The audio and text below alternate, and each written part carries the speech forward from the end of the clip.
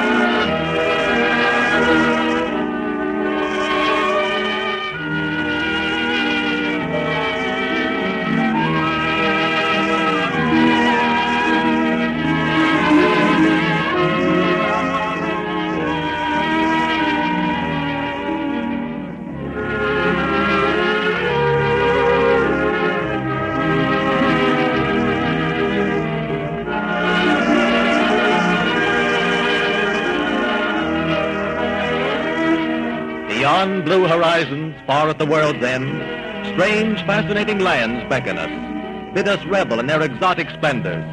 Come with us as we head for Ports of Call.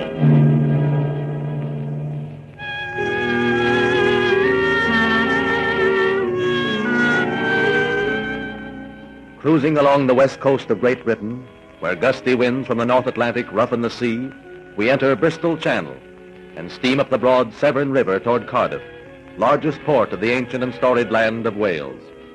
Smoothly we approach our berth in the great busy harbor, built by the Marquis of Bute to handle the enormous shipments of coal from the Welsh mines.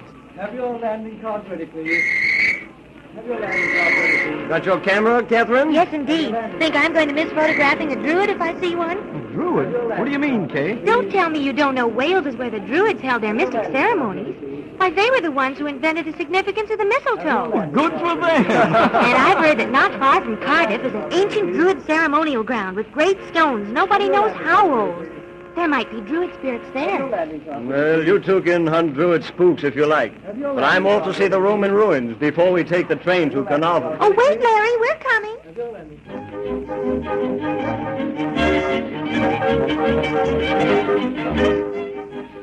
Carnarvon is now only a village clustering about Carnarvon Castle, whose grim exterior gives no hint of the ruined walls and courtyards within.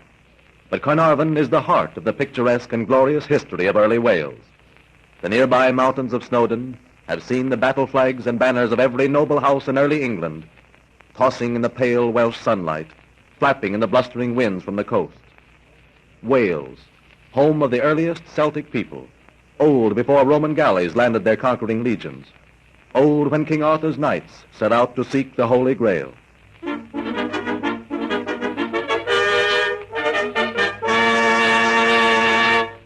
It is the year 1284.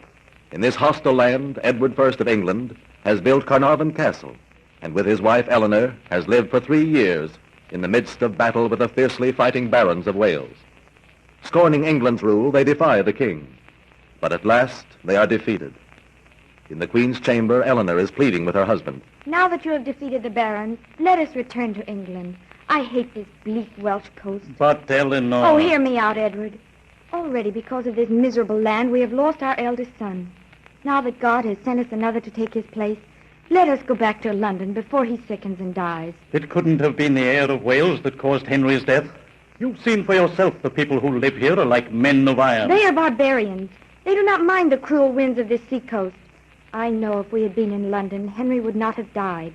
Oh, Edward, why should we stay here longer? Because I must make sure these Welsh barons understand they must swear allegiance to England. But I will promise you this.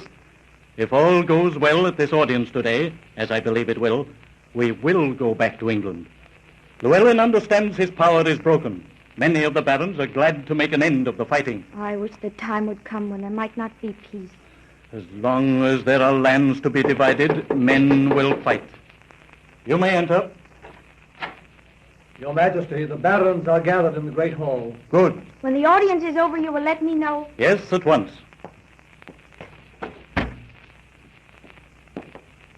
You will remember what I told you, Martin, and carry it out exactly? Yes, Your Majesty.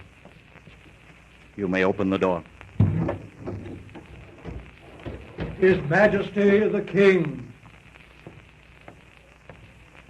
Well, my lords and gentlemen, so you have come to sue for peace. We have come to discuss terms, not to sue for peace. The terms are mine, Llewellyn.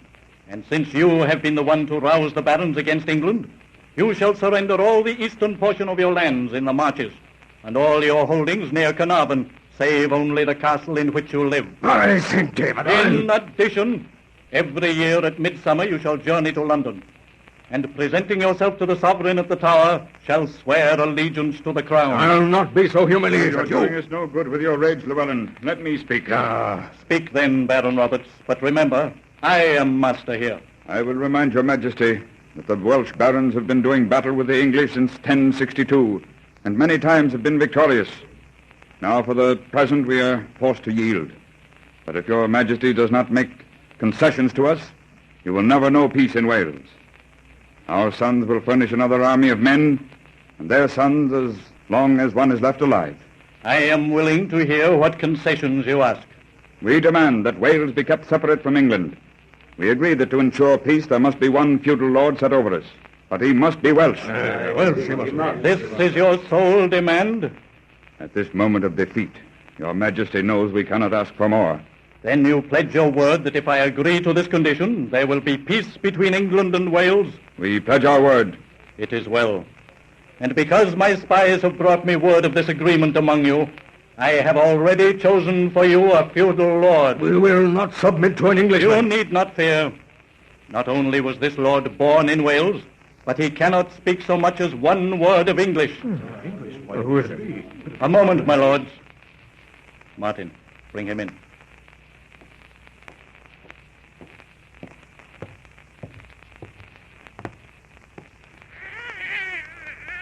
A baby! Yes, born not only in Wales, but in this very castle. Did I not say he could not speak a word of English?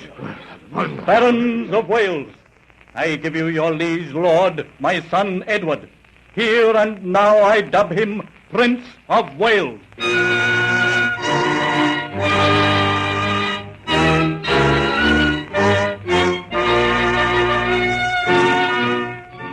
And so was created the title, which since that day is borne by the eldest son of the English sovereign.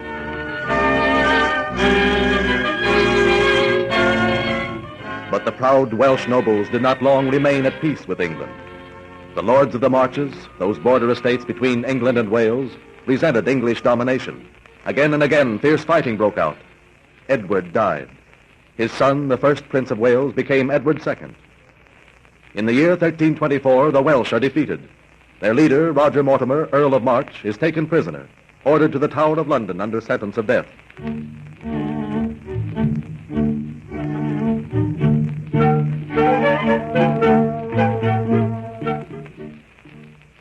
It is night. Within the cold, grim walls of the tower, the young Earl paces the floor of his dungeon.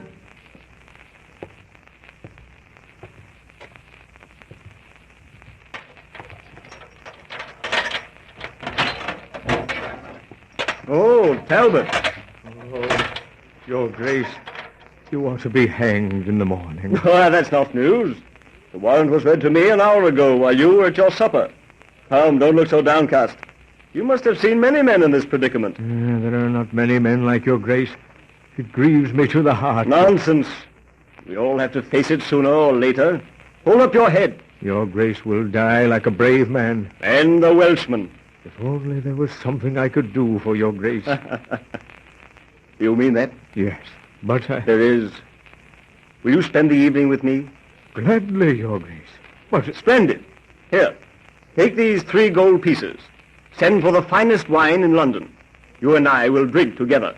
What better way could a man spend his last night on earth? but Your Grace, the priest... Time enough for the priests in the morning. Be off and bring the wine. Yes, Your Grace. Oh, Close the door and be gone. There's not too much time, you know. Odds blood, what are you staring at? The Queen Isabel herself is coming down this corridor. Your Majesty. I have come to see the Earl of March. Admit me to his cell. Yes, Your Majesty. You may lock the door. I warn you, you will be reported to the king if you listen to my conversation with his grace. Oh, Your Majesty, I will not listen. Oh, Roger, oh, my love. Isabel, it was madness to come here tonight. Do not reproach me, Roger. There is so little time. Say you love me. You know I've loved you since the moment you and His Majesty crossed my threshold on your first visit to Wales. But you would never have told me so if I had not thrown myself at your head. I tried to remember you were the wife of the king, but my love was greater than my honor. To mention honor in the same breath with Edward is to defile the word. Oh, I can no longer endure him. I am going back to France. But you are the Queen of England. What an empty word. I am miserable here. My only son is taught to hate me. My darling. Besides, when you die, Roger, I have nothing to live for. Oh, Roger. Shh, my love. I'm not going to die. I'm going to cheat that gallows tomorrow. Roger, then you knew. I only knew I would not endure death on the gallows at the command of an English king.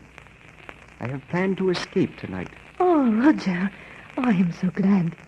I came here tonight to bring you a drug, hoping you would take it rather than suffer hanging. Oh, Isabel, splendid. Now I shall not fail. But how had you planned to escape? I sent my jailer out for wine, and I meant to stupefy him with drink. At the end of the corridor is another jailer, whom I've bribed to exchange clothes with me, and let me bind him as if I'd taken him by surprise and stolen his keys. Oh, Roger, it is dangerous. Well, I have nothing to lose but my life, and that's a forfeit to the crown tomorrow. Give me the drug. I'll put enough of it in the wine so Talbot will sleep soundly. Where is it? I have it here. 3 tablets. Oh, I could not bear to think of the noose about your neck. And now you did not. Quick, give me the tablets. Oh, I kiss your lovely hands. 1 tablet in the wine and the trick is done. But you must go now, my darling. But we will meet again? If the king was Satan himself, he could not keep us apart. I have it. I, too, will make my way to France. Oh, yes. I will go to my father's house outside of Paris. Come to me there. I swear I'll come to you the moment I set foot upon the soil of France.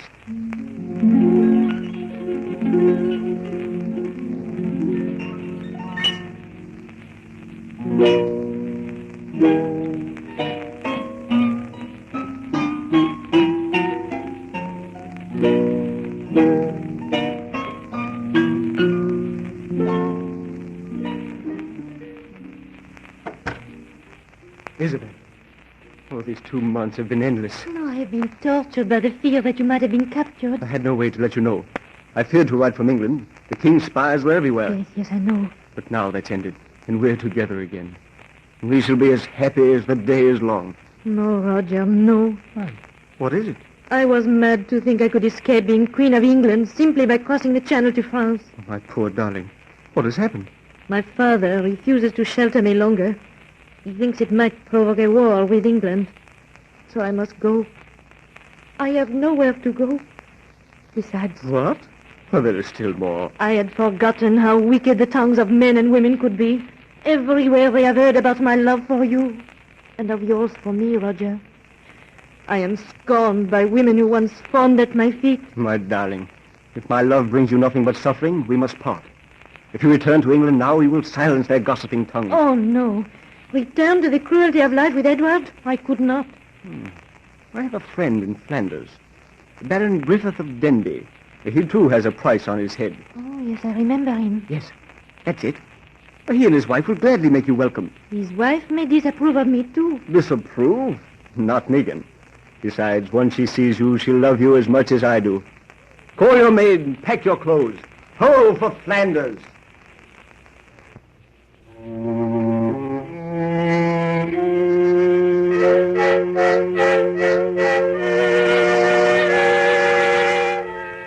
In Flanders, with the Earl and Countess of Denby, Roger Mortimer and Isabel lived 3 years of idyllic romance.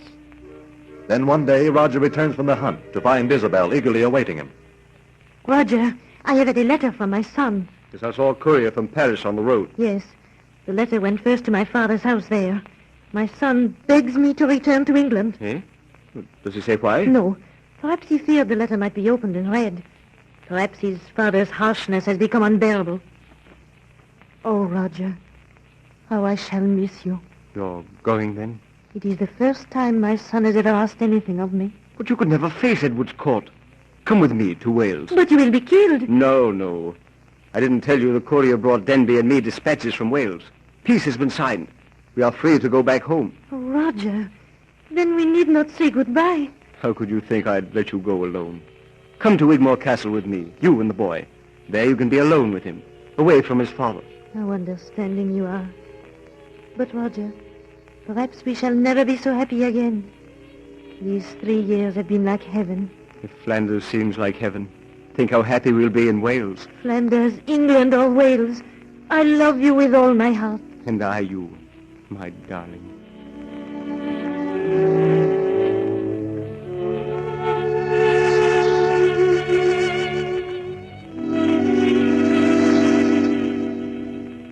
Well, Lord, what is it? Your Grace, a great party of horsemen is at the gate. How many men? I should say 100, Your Grace. It must be the boy and his escort. Oh, yes, it must be. Station men-at-arms at the portcullis. Admit the prince at once. Yes, Your Grace. Oh, I wonder what he will be like. My son. His Majesty, the King. Edward. Yes, it is Edward.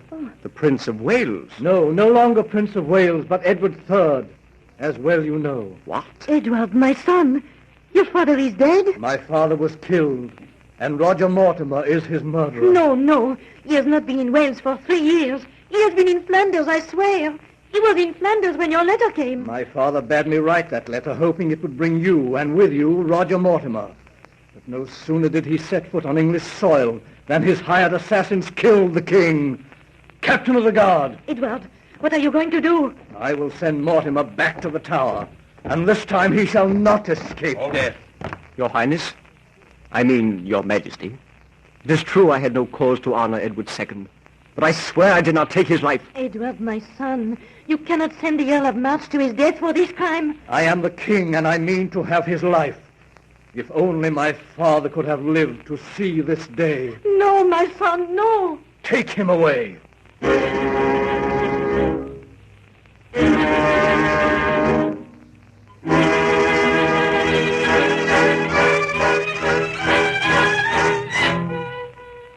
Swiftly the years sweep over the forested mountains and turbulent rivers of Wales.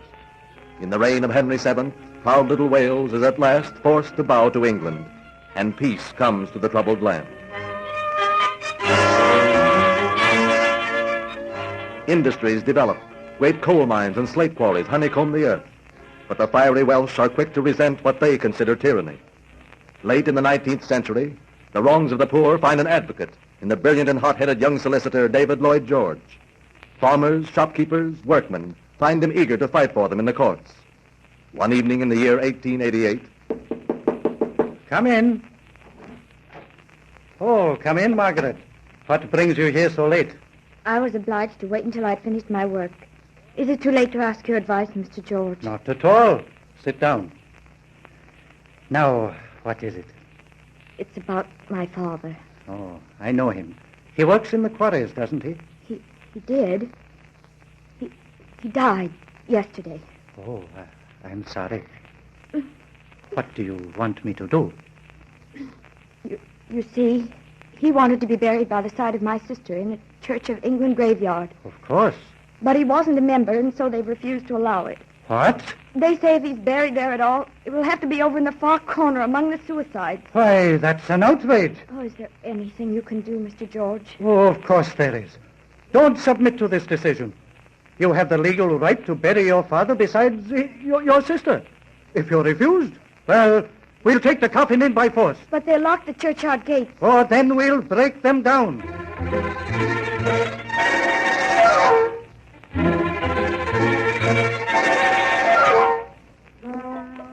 Scandalized, the church authorities sue the girl. Lloyd George defends her, loses the case, appeals to the Lord Chief Justice of England. I find the county court judge was wrong, and that Mr. David Lloyd George was right on the point of law in connection with which he was overruled. The body of Mr. Snowden will remain in the Church of England graveyard.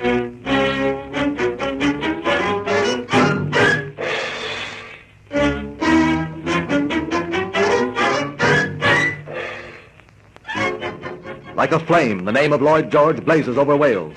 Furiously, he challenges outworn customs and laws. Political fixtures go down to defeat before his trenchant tongue. Then, in 1890, he stands for Parliament. Instantly, his enemies set upon him, try to turn the people against him, break up his meetings, sneer at him as a demagogue. The ballots are counted. David Lloyd George wins his seat by 18 votes. David Lloyd George!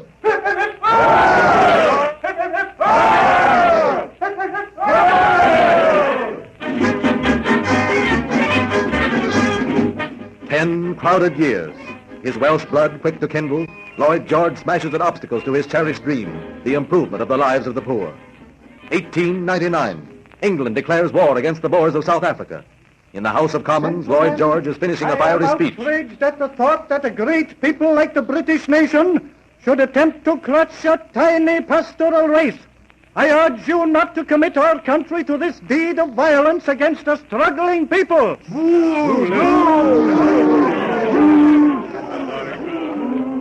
But such was his hold on the hearts of the Welsh people that even in the heat of the war frenzy that swept Great Britain, Lloyd George was returned to Parliament. 1906. Extra! Extra! Prime Minister appoints Lord George to the Cabinet. Extra! 1908. Extra! Extra! Lloyd George appointed Chancellor of the Exchequer. Extra! 1909. Before the crowded House of Commons, David Lloyd George presents his first budget, proposes increased income taxes, new royalties, unemployment insurance, old age pension. I cannot help believing that we have advanced a step toward that good time when poverty and human degradation will be as remote from the people of this country as the wolves which once infested its forests. No! He's a vulgar Welsh tongue. He couldn't possibly understand the feelings of a gentleman. Nothing but a Welsh upstart. The House of Commons passes the budget bill, but Lloyd George sees it killed by the House of Lords. That night, in the Prime Minister's study at 10 Downing Street, he sits with Mr. Asquith. We can't expect the Lords to sign their own death warrant, Lloyd George. No, I agree. And yet it has to be legal. I can see you have a plan. I have, and this is it. Twice in the history of England, the Prime Minister has called upon the Sovereign to create enough new peers to pass certain legislation. Good Lord, we shall need something like 500. I know we should. Are you willing to go to the King? Perfectly willing. Splendid. And I'll drop a hint that will reach the ear of the House of Lords. Asquith consults Edward VII, nominates his army of new peers. The budget bill is again presented. Grudgingly, it is passed. The ancient power of the House of Lords is broken by the Chancellor from Wales. Once again, war. December 1914. Lloyd George speaks to the other members of the cabinet. Do you realize that for 5 months our army has been fighting a retreat? Do you know they are being overwhelmed by gunfire infinitely superior to ours? We need more shells. I say, we are making shells. We need 1,000,000 times as many. I know Lloyd George is right. I suggest the formation of a Ministry of Munitions, which he will head. Lloyd George takes up his post as Minister of Munitions, organizes manufacturers, trains new workmen, enlists hundreds of thousands of women, organizes departments of labor, enrolls iron and steel experts. Shells and munitions pour out in an enormous stream.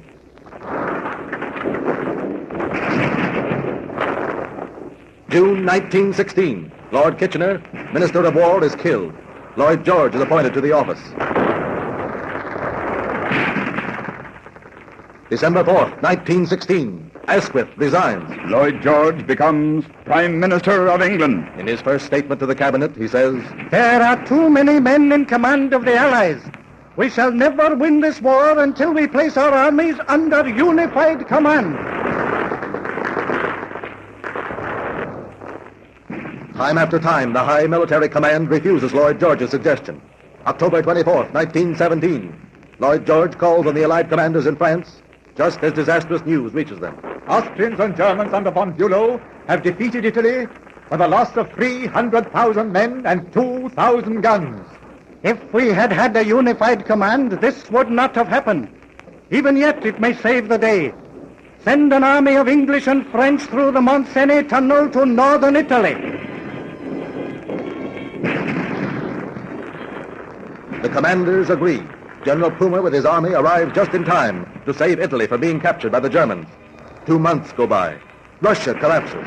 2 million German soldiers are transferred to the Western Front.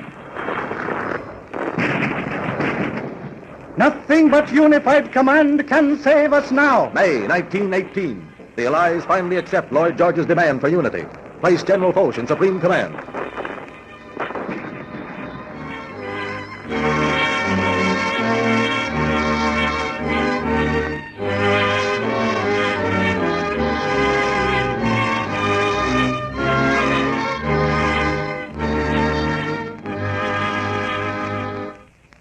The war is won, and the Welsh Prime Minister, who began life as a village boy in the cottage of a shoemaker, becomes one of the Council of Four to determine the future of the world.